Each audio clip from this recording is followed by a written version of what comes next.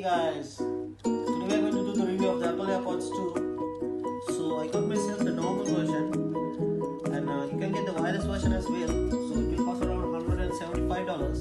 So I got myself a deal for $160.